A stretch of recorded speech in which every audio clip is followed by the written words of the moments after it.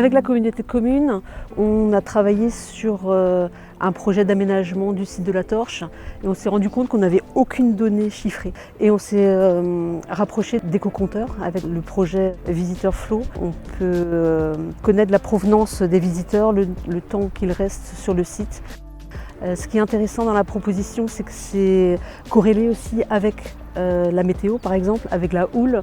On est un site de surf et ça paraît intéressant de savoir si le site est plus fréquenté lorsque les conditions météo sont favorables ou si c'est uniquement lorsqu'il y a des vacances, par exemple, et que le ciel est correct et que les gens se déplacent.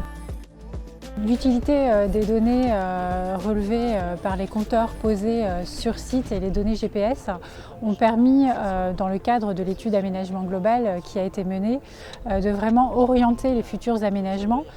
Par exemple, ça nous a permis effectivement de bien visualiser les passages les plus utilisés par les visiteurs et de pouvoir par la suite envisager la fermeture de certains accès afin de préserver la dune et puis également d'un peu mieux cibler les points d'information.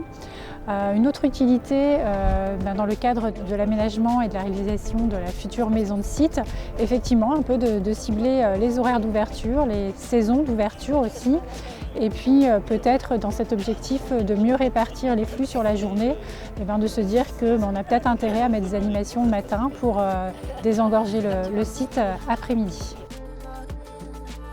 Un des grands enjeux pour la préservation du site, c'est aussi la décarbonation des mobilités. On sait aujourd'hui qu'on peut avoir jusqu'à 5000 véhicules en jour en saison, ce qui est énorme sur un site contraint comme celui de la Torche. Donc ça a permis aussi de conforter les investissements décidés par la collectivité en faveur des mobilités douces, notamment avec l'aménagement d'une piste cyclable reliant le bourg de Plomeur au site de la Torche.